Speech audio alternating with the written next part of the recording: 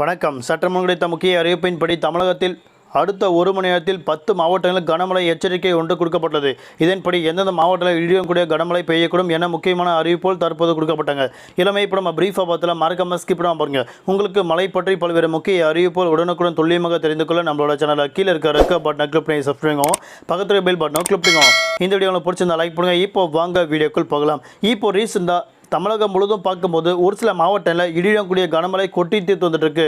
முக்கியமாக கடலூர் மாவட்டத்தில் 2.5 லட்சம் ரூபாய்க்கு வாழை மரங்கள் சேதமடைந்து வருவதாக சொல்லப்பட்டு வந்துட்டு இருக்குங்க.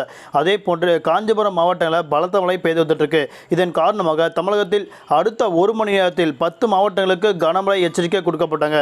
இதன்படி பார்க்கும்போது தமிழகத்தில் பல இடங்களில் வெயிலின் தாக்கம் சுட்டெரித்த நிலையில் மே மாதம் 28ஆம் தேதி நாளை நாட்கள் வெயிலின் தாக்கம் படிப்படியாக குறைய தொடங்கும் என கூறப்பட்டுள்ளது.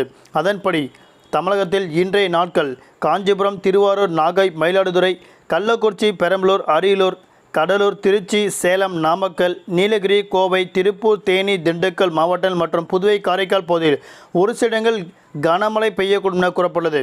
குறிப்பாக அடுத்த ஒரு மணி நேரத்தில் 10 மாவட்டங்கள் என்னவென்றால் திருவள்ளூர், விழுப்புரம், சேலம், ஈரோடு, நீலகிரி, கோவை, திருப்பூர், தேனி, திண்டுக்கல், விருதுநகர் ஆகிய 10 மாவட்டங்களில் அடுத்த ஒரு மணி நேரத்தில் கனமழை நீடிக்கும் என கூறப்பட்டது. நன்றி, வணக்கம்.